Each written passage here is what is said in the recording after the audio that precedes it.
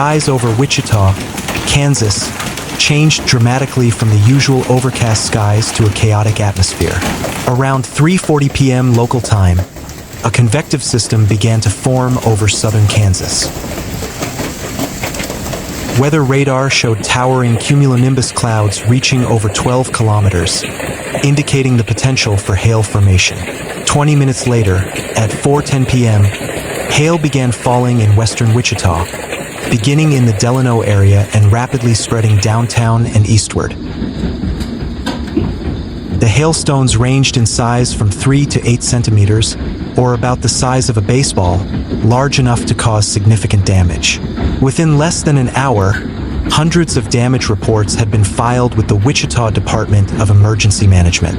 Windows in homes and cars were shattered, roofs damaged, and solar panels destroyed by the impact of the high-speed hail. On the highway, thin ice caused 3 traffic accidents due to driver loss of control. In the agricultural sector, corn and soybean fields on the outskirts of the city suffered leaf and stem damage, which was expected to reduce crop yields by up to 15%.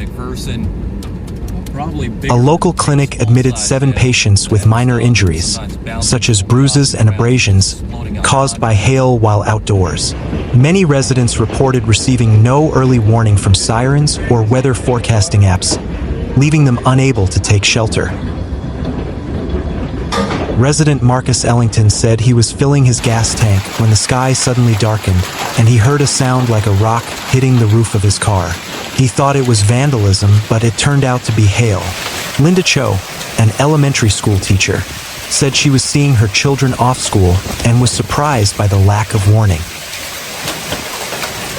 Meteorologically, the maximum temperature that day was recorded at 30 degrees Celsius with a relative humidity of 68%. Wind speeds increased sharply from 21 kilometers per hour to over 40 kilometers per hour as the storm approached. Although the forecast called for light rain, there was no indication of hail, indicating a gap in the local early warning system. Radar detected the formation of storm clouds, but there was no upgrade from normal rain to potential hail. This highlights the need for improved prediction algorithms based on real-time data and integration between radar systems, weather apps, and emergency sirens. This event also demonstrated the vulnerability of the city's infrastructure to unusually extreme weather events. Roofs not designed to withstand the impact of hail, drainage systems unable to quickly remove ice-laden water, and a lack of public outdoor shelter present real challenges to the city's resilience. Hail in Wichita is not uncommon, but its intensity and distribution have become increasingly unpredictable in recent years.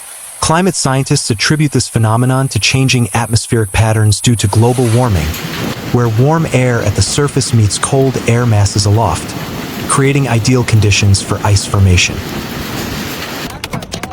According to NOAA data, the frequency of hail in the Midwest has increased by 12% in the past decade, with Kansas being one of the states most frequently affected.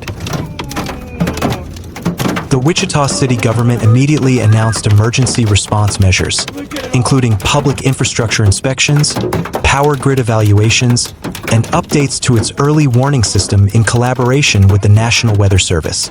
Additionally, a public education campaign about the dangers of hail and how to take safe shelter will be launched in schools and the local community. Amid the chaos, a warming sense of community solidarity emerged. Some communities opened their garages as emergency shelters, and local volunteers helped clear the streets of ice and broken glass. Father Raymond of St. Paul's Church stated that while residents can't control the weather, they can care for and support one another. The hailstorm that struck Wichita was not a random event, but rather the result of a series of extreme atmospheric conditions, the failure of early warning systems, and the long-term impacts of global climate change. This event serves as a stark illustration of how seemingly minor weather phenomena can develop into major threats when the support systems are unprepared. Extreme atmospheric instability. On the day of the incident, the atmosphere over southern Kansas experienced significant vertical instability. Warm, moist air at the surface met with a cold air mass higher up, creating ideal conditions for the formation of cumulonimbus clouds. These clouds rose to heights of over 12 kilometers, allowing repeated freezing of water droplets lifted by strong convective currents. Ice pellets formed through a cycle of ups and downs within the clouds, freezing layer by layer until they reached a size large enough to fall to the surface as hail. Failure of early warning systems. Although weather radar detected the formation of storm clouds, local warning systems failed to escalate the information from the potential for light rain to the threat of hail. No sirens sounded, no notifications from weather apps, and no public announcements alerted residents.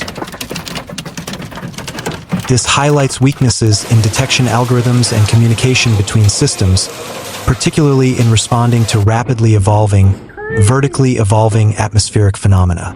The lack of warning leaves residents with no time to take shelter, increasing the risk of injury and property damage. The impact of global climate change. In the past decade, the Midwest has seen a 12% increase in hail frequency, according to NOAA data.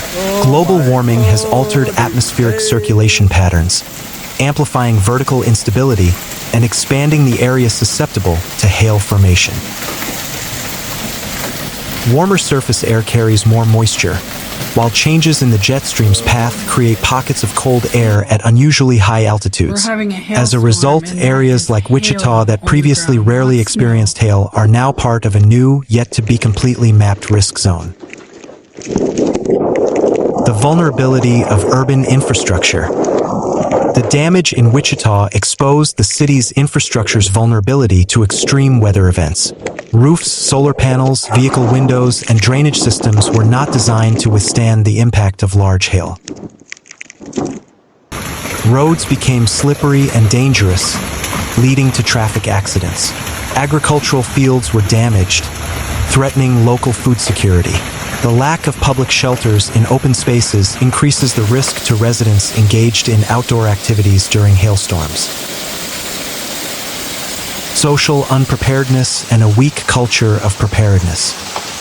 Beyond the technical aspects, this event also demonstrated a low level of social preparedness. Many residents were unaware that hailstorms can cause serious injuries and lacked personal protocols for dealing with such situations.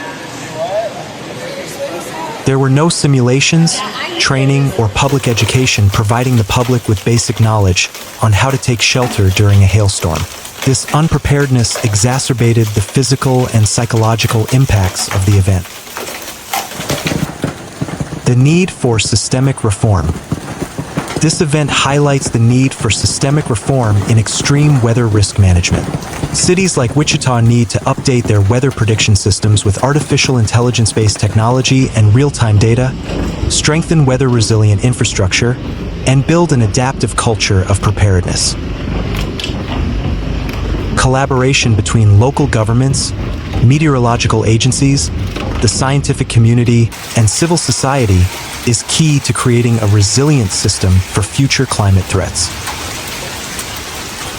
The hailstorm in Wichita is a stark reminder that extreme weather doesn't always come in the form of major storms or widespread flooding.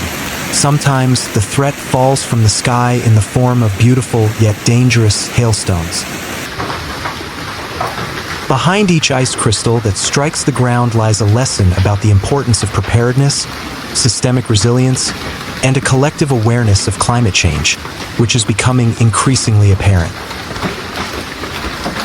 This event isn't just about physical damage, but about how communities respond, learn, and adapt. Unless we change the way we understand and deal with extreme weather, the next hailstorm will not only shatter windows but also shatter the illusion that we are safe from threats from the sky.